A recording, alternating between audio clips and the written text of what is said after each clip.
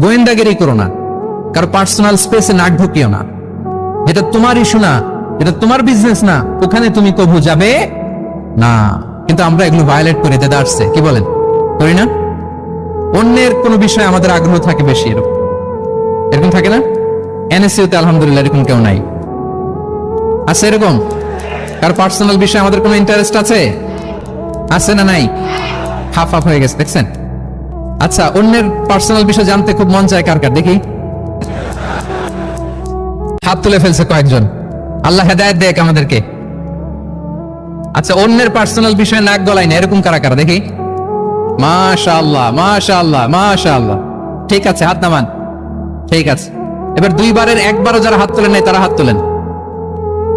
আপনারা কি করেন?